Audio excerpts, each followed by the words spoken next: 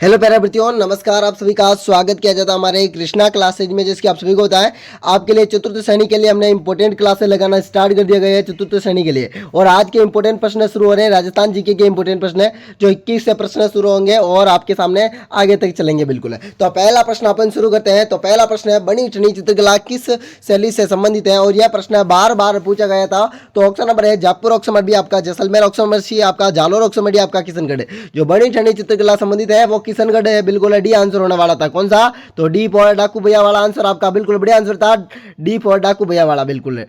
तो अगला प्रश्न है, चलते हैं अपना 22वां प्रश्न है। 22वां प्रश्न आपसे पूछा गया था, जैसलमेर शैली का स्वर्ण काल माना जाता है। यह भी प्रश्न बार बार आए हुए हैं। जो बीएसटीसी में था इस बार भी प्रश्न आया था जैसलमेर का। तो एक प्रश्न है, तो जैसलमेर शैली का स्वर्ण काल माना जाता है चांद सिंह को, उदय सिंह को, मूल राजा को, ऑप्शन नंबर डी जैसल सिंह को। देखो, जैसलमेर शहर की स्थापना राव जैसल सिंह ने की थी, पर जो स्वर्ण काल माना जाता है वो मूल राजा को माना जाता है। बिल्कुल सी आंसर हो जाएगा आपका।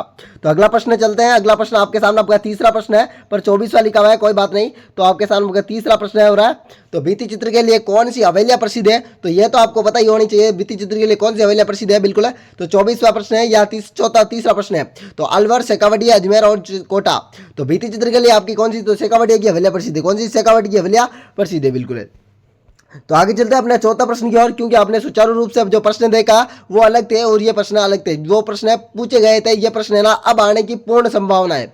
तो सीकरी बांध है, सीकरी बांध किस जिले में है? ऑप्शन नंबर है भरतपुर, ऑप्शन नंबर बी आपका उदयपुर, ऑप्शन नंबर सी आपका अजमेर, ऑप्शन नंबर डी आपका चित्तौड़गढ़। तो सीकरी बांध है ना जो भरतपुर में है। बिल्कुल है। और भरतपुर की लाइफ लाइन मोती झील को कहते हैं, मोती झील को, मोती झील को। और जो भरतपुर में एक जो किला है, कौन सा?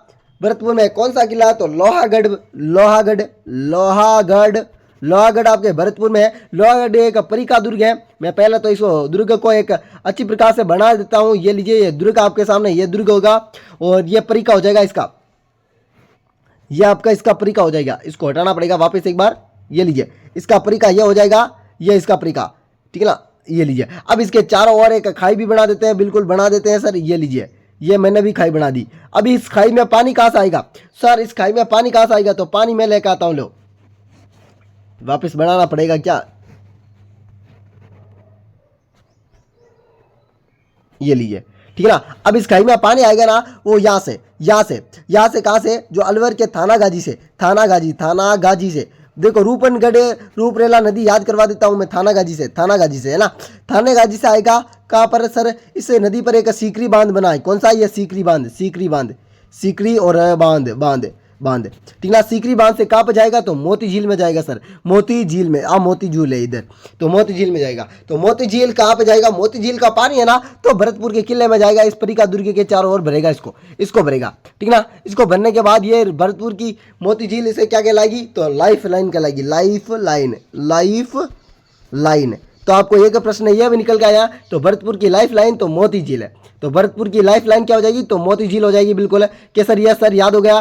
सिकरी बांध भी याद हो गया, कहाँ पर है? तो भरतपुर में। और भरतपुर का लोहागढ़ का किला भी याद हो गया, सिकरी बांध हो गया और रूपनगढ़ नदी याद हो गई। बिल्कुल, रूपरेला, सॉरी। तो अगला प्रश्न आपके सामने है। तो अगला प्रश्न आपके सामने आपका 5वां प्रश्न है। देखो, इस प्रकार से आपको ट्रिक से याद करोगे ना तो बिल्कुल सभी प्रश्न हो जाएंगे। एकमात्र ऐसा जिला कौन सा है जिसका नामकरण झील के नाम पर हुआ था? और आपके मैं बता दूं, जो नाल के समान है, नाल के समान तो आपका चित्तौड़गढ़ है। बिल्कुल, नाल के समान कह दे तो नाल के समान तो आपका चित्तौड़गढ़ है। तो ये तो आपका आंसर नहीं है अभी तो एकमात्र है, तो बिल्कुल आपका आंसर हो जाएगा बिल्कुल राजसमंद।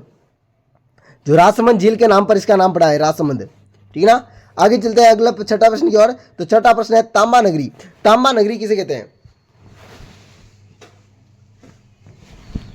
तो ऑप्शन नंबर है Dungarpur, option number B Ajmer, option number C आपका कोटा, ऑप्शन नंबर डी आपका झुंझुनू। तो तांबा नगरी है ना, बिल्कुल आपको झुंझुनू को कहते हैं, आपका तांबा नगरी। बिल्कुल है। और तांबा वाली सभ्यता या तांबा जननी कहते हैं, तो तांबा जननी आपका गणेश्वर हो जाएगी। गणेश्वर, गणेश्वर कहां पर है? तो सीकर। और तांबा कहते हैं तो आहड़, आहड़ जो उदयपुर में है, ठीक है ना, आपको याद रखना। और आपकी कालीबंगा है, कालीबंगा हनुमानगढ़ में है। मैं लिख के देता हूँ साथ साथ में जो प्रश्न आने वाले ना। कालीबंगा, कालीबंगा हनुमानगढ़। अर्थ है काली चूड़ियाँ, काली चूड़ियाँ, काली चूड़ियाँ विधवा महिला पहनती है, विधवा, ऐसे याद भी रखना साथ साथ में सभी प्रश्न। तो तामानगरी हो गया। 7वां प्रश्न है शेखावटी क्षेत्र में कौन कौन से जिले हैं। तो शेखावटी क्षेत्र में आपको जिले बताना है बिल्कुल कि सर ये है जिले शामिल है। तो ऑप्शन नंबर ए हो जाएगा सीकर, ऑप्शन नंबर है Churu Sikar Jhunjhunu, option number B है Churu Bhilwara Jalore, option number C आपका Udaipur Pratapgarh Banswara, option number D है चित्तौड़गढ़ उदयपुर भीलवाड़ा। तो आपको देखो यहाँ पर 3 ऑप्शन गलत दिए गए और ये तीनों आपका राइट आंसर है ऑप्शन नंबर ए ही है, जो चूरू सीकर और झुंझुनू वाला। तो अगला प्रश्न है, चलते हैं अगला प्रश्न आपके सामने। 8वां प्रश्न है, दो मानदेश्वर का पाटर किस जिले में है। तो ऑप्शन नंबर है चूरू, ऑप्शन नंबर बी आपका भीलवाड़ा, ऑप्शन नंबर सी आपका उदयपुर, ऑप्शन नंबर डी आपका चित्तौड़गढ़ है। तो मानदेश्वर का पाटर है ना बिल्कुल आपका चित्तौड़गढ़ हो जाएगा भाई, चित्तौड़गढ़ बिल्कुल राइट आंसर हो जाएगा बिल्कुल, ठीक है ना, चित्तौड़गढ़।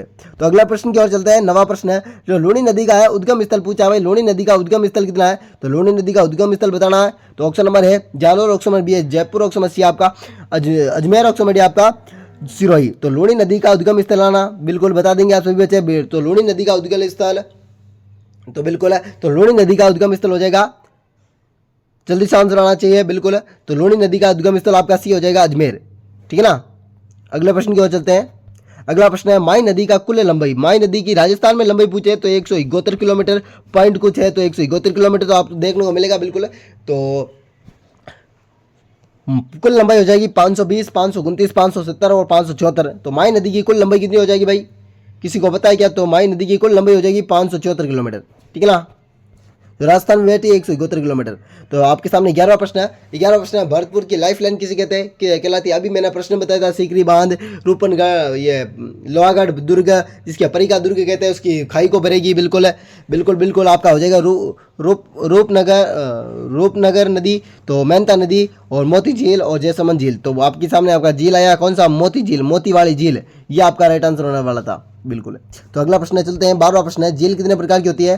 तो 2, 3, 5, 7। तो झील तो आपकी 2 प्रकार की होती है, एक तो खाली झील, एक मीठी झील बिल्कुल है, एक तो खारे पानी की, एक मीठे पानी की।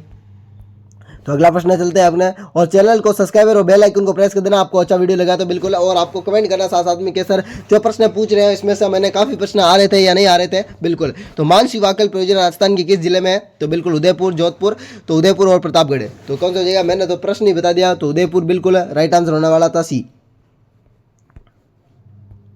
तो अगला प्रश्न आपके सामने आपका 14वां प्रश्न है, वन अधिनियम बनाने वाली राजस्थान की प्रथम रियासत कौन सी थी। Option number A Alwar, option number B आपका भरतपुर, ऑप्शन नंबर सी आपका उदयपुर, ऑप्शन नंबर डी आपका जोधपुर। जो प्रथम कौन सी थी, तो प्रथम हो जाएगी अलवर, बिल्कुल अलवर आपका राइट आंसर है ए, ठीक है ना।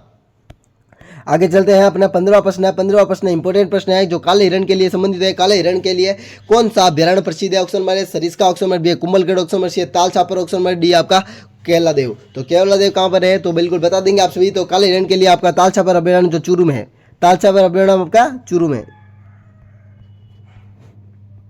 अगला प्रश्न आपके सामने आपका 16वां प्रश्न है, राजस्थान के प्रत्येक जिले का अलग अलग जीव कब घोषित किया गया। जिसे अलग अलग जीव, वन्य जीव घोषित कब किया गया। तो जीव नहीं वन्य जीव लिखना था यहाँ पर, वन्य जीव कब घोषित किया गया। तो 2011, 2013, 2015, 2016। तो आपका राइट आंसर कौन सा हो जाएगा 16 प्रश्न में। तो 16 प्रश्न की राइट आंसर की बात करूँ तो ऑप्शन नंबर डी होने वाला 2016। तो अगले प्रश्न की ओर चलते हैं। अगला प्रश्न आपके सामने आपका 17वां प्रश्न है, राजस्थान खनिज विभाग की स्थापना किस वर्ष की गई है।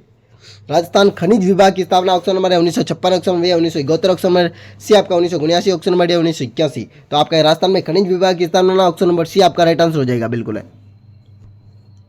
तो अगला प्रश्न चलते हैं, जवान खान से संबंधित प्रश्न आया। तो बिल्कुल जवान खान, चांदी की खान है, वो किस जिले में है। तो ऑप्शन नंबर है भीलवाड़ा, ऑप्शन नंबर बी आपका उदयपुर, ऑप्शन नंबर सी आपका जोधपुर, ऑप्शन नंबर डी आपका भरतपुर। देखो ऐसे भी पूछ गया जवान खान किसकी, तो चांदी की, कौन सी है, तो चांदी की बताना बिल्कुल है ना, चांदी की, ये भी याद रखना चांदी। ये लीजिए, तो आपका कौन सा हो जाएगा जवाहर खान, तो आपका हो जाएगा उदयपुर, बिल्कुल उदयपुर। अगला प्रश्न आपके सामने 19वां प्रश्न, महाराणा उमेद मिल्स किस जिले में। महाराणा उमेद सागर मिल्स है ना, किस जिले में। तो ऑप्शन नंबर है भीलवाड़ा, ऑप्शन नंबर डी आपका उदयपुर, ऑप्शन नंबर सी आपका जोधपुर, ऑप्शन नंबर डी आपका पाली। तो महाराणा उमेद सागर से है ना वो पाली है बिल्कुल। तो अगला प्रश्न आपके सामने अंतिमवा प्रश्न है, विश्व जनगणना दिवस कब मनाया जाता है। विश्व जनगणना दिवस ऑप्शन नंबर है 11 जुलाई, ऑप्शन नंबर बी 15 जुलाई, ऑप्शन नंबर सी आपका 16 जुलाई, ऑप्शन नंबर डी आपका 20 जुलाई। तो काफी बच्चे ना जो तुक्के में आंसर दे रहे हैं ना, उसके तुक्के में भी आंसर गलत हो रहे हैं। बिल्कुल तुक्का नहीं देना चाहिए, प्रश्न पढ़ा लिखा होना तो भी देना चाहिए बिल्कुल। तो आपका राइट आंसर है ना बिल्कुल 11 जुलाई 2000 को है विश्व जनगणना दिवस 11 जुलाई। तो बिल्कुल आपको वीडियो पसंद आए तो लाइक और शेयर कर देना बिल्कुल अपने साथियों के साथ। वेलकम साथियों, अगले वीडियो मिलते हैं इस प्रकार वीडियो के साथ। आपकी लाइव क्लास है ना, लाइव क्लास वो आपकी 11 बजे होगी, ठीक है ना। सभी साथियों को 11 बजे आ जाना और राजस्थान जीके के 100 प्रश्न इंपॉर्टेंट करने वाले हैं। चैनल को सब्सक्राइब कर लेना, जैसे कि लाइव आ जाऊंगा ना तब आप सभी को एक नोटिफिकेशन आ जाएगा, नोटिफिकेशन भी ऑन कर लेना बिल्कुल। सभी साथियों को चलते हैं, अलविदा, जय श्री देवनारायण की। सभी साथियों को एक बार फिर से राधे राधे, जय श्री राम।